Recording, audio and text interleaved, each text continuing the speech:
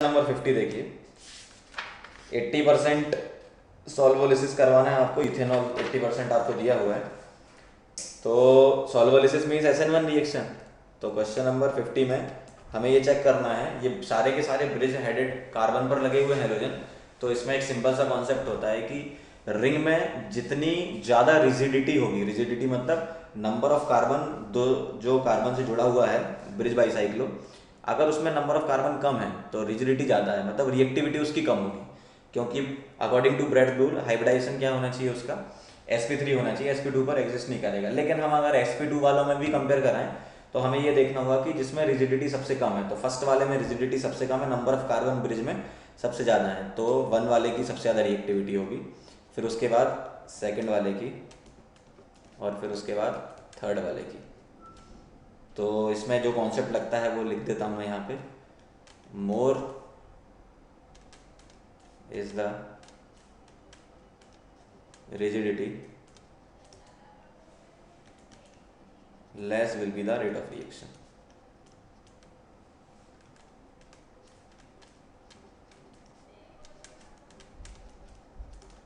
Rate of reaction ऐसे compare कराते, तो इस क्वेश्चन का आंसर आ जाएगा A. Question number 51। Question number 51 में देखें, एल्कोहल बेस होता है और Al2O3 में Al3 पॉजिटिव लुइस एसिड है, तो लुइस एसिड बेस रिएक्शन होगी। लेकिन OH पुअर लिविंग ग्रुप होता है, तो वो रिएक्शन करके अच्छे लिविंग ग्रुप में कन्वर्ट हो जाता है, तो आंसर इसका डी हो जाएगा।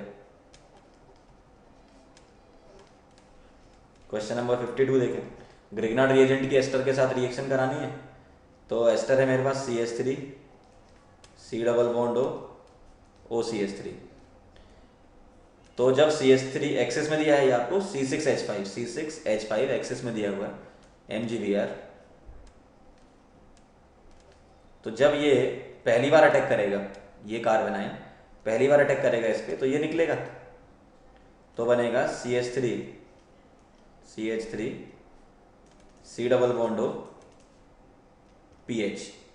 अब इसकी एक बार और रिएक्शन करानी है PH MgBr से, C6H5 नेगेटिव मतलब PH नेगेटिव, तो फिर से अटैक करेगा, फिर ये ब्रेक होगा और उसको आप H प्लस भी दे दोगे, तो बनेगा CH3C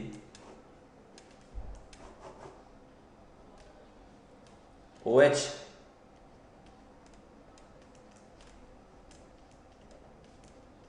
PH। तो इसका आंसर IUPAC नेम कर तो 1,1 डाइफिनाइल इथेनॉल होगा, तो इसका आंसर हो जाएगा ए। क्वेश्चन नंबर 53 देखिए। क्वेश्चन नंबर 53 में आपको एक कार्बोनाइल को रिड्यूस करना है, और कार्बोनाइल को रिड्यूस करने के लिए या तो ए आंसर होगा या बी आंसर होगा, क्योंकि H2Ni और NaBH4 क्या करते हैं, एल्कोहल तक ले जाते हैं। तो कार्बोनाइल को एल्केन बनाना है, तो आपका आंसर या ए है या बी है, लेकिन ए वाला हम चूज नहीं करेंगे। क्यों नहीं करेंगे, आप देखो नीचे की तरफ साइड में OH वाला ग्रुप लगा हुआ है, तो जो OH ग्रुप है वो एसिड सेंसिटिव ग्रुप होता है, HCl के साथ ये रिएक्ट कर लेगा और सब्सटीट्यूशन हो जाएगा यहाँ पर। हमें उसको वैसे का वैसा ही रखना है, तो हमें बी आंसर लेना होगा इसका, वोल्फ किस्नर रिडक्शन। तो इसका आंसर हो जाएगा बी।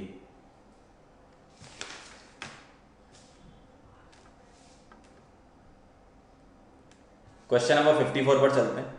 क्वेश्चन नंबर 54 में कह रहे हैं, एक एस्टर एक आपको बताना है कौन सा है जिसकी रिएक्शन हम ग्रिग्नार्ड रिएजेंट से कराएं, फिर उसके बाद H2SO4 से कराएं तो एल्कीन बन रहा है, फिर उसका ओजोनोलिसिस भी कराना है तो कीटोन बन रहा है, और आइडोफॉर्म टेस्ट भी दे रहा है वो।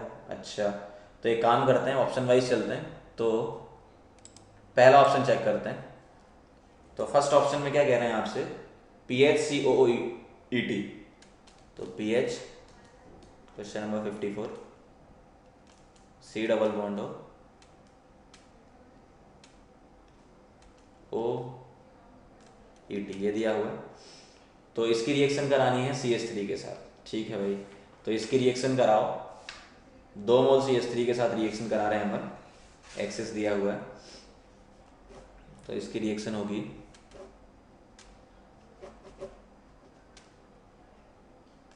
2 मोल MEMgBr,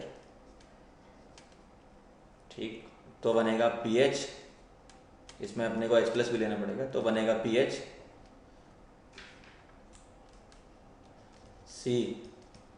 CH3 OH CH3। इसका कराना है डिहाइड्रेशन, तो जब इसकी H+ के साथ रिएक्शन कराएंगे तो ये बनाएगा PH C CH3 double bond CH2।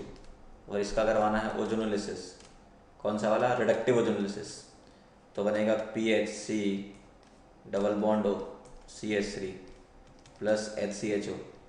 और ये वाला जो कंपाउंड है ये हेलोफॉर्म टेस्ट दे रहा है, ये कंपाउंड, तो यही ऑप्शन मैच कर गया अपना मॉलिबा फॉर्मूले के साथ, तो यही आंसर हो जाएगा। तो आंसर हो गया इसका ए। क्वेश्चन नंबर 55 पर चलते हैं। एसिडिक स्ट्रेंथ बतानी है, तो क्वेश्चन नंबर 55 में एसिडिक स्ट्रेंथ किस तरीके से निकालेंगे, ये ऑर्डर आपको कंपेयर कराने के लिए आता है। तो इसमें सिंपल है, फैमिली वाइज पहले चलेंगे। तो सल्फोनिक एसिड वाली फैमिली की एसिडिक स्ट्रेंथ ज़्यादा होती है SO3H वाले की कंपेरिजन टू COH। तो सल्फोनिक फैमिली की एसिडिक स्ट्रेंथ ज़्यादा है कंपेरिजन टू COH। तो 1 और 2 की ज़्यादा होगी। और 1 और 2 में भी देखें तो 2 वाले में SO3H बेंजीन से डायरेक्टली जुड़ा हुआ है, जबकि 1 वाले में CH2 आ गया, तो 2 वाला मोर एसिडिक होगा, तो 2 आएगा, फिर उसके बाद 1 आएगा। अब 3 और 4 में कंपेयर कराना है, तो 4 वाले में ऑर्थो इफेक्ट ऑपरेट हो रहा है, दोनों तरफ लगा हुआ है ऑर्थो पर मिथाइल, जबकि थर्ड वाले में सिर्फ एक ही तरफ लगा हुआ है इथाइल ग्रुप ऑर्थो में। तो थर्ड वाले की सबसे कम होगी, सेकंड वाले की सबसे ज़्यादा होगी, उसके बाद सेकंड के बाद 1 आएगी, फिर 4 आएगी। तो हम सेकंड लिखेंगे सबसे पहले 2, फिर उसके बाद 1, फिर उसके बाद आएगा अपना 4, क्योंकि दोनों जगह ऑर्थो लगा हुआ है, फिर आएगा थर्ड। ये इसका आंसर हो जाएगा बी। क्वेश्चन नंबर 56 पर चलें। क्वेश्चन नंबर 56 में पहले हाइड्रोलिसिस कराएंगे। तो जब हाइड्रोलिसिस कराएंगे हम, तो जो A बनेगा वो बन जाएगा एसिड COH। लेकिन जब सोडा लाइम के साथ ट्रीट करेंगे इसको, तो इसमें से सबसे पहले आप एक्टिव H निकाल दीजिए, तो बनेगा COO नेगेटिव, और यहाँ लगा हुआ है Cl इधर, तो ये नेगेटिव बॉन्ड में कन्वर्ट होगा, ठीक। और यहाँ से ये बॉन्ड ब्रेक होगा तो बनेगा कार्बन आयन, और उसमें लग जाएगा फिर NGP। तो ये है Cl, यहाँ पर नेगेटिव, ये यहाँ अटैक करके Cl को निकाल देगा, तो ये बना लेगा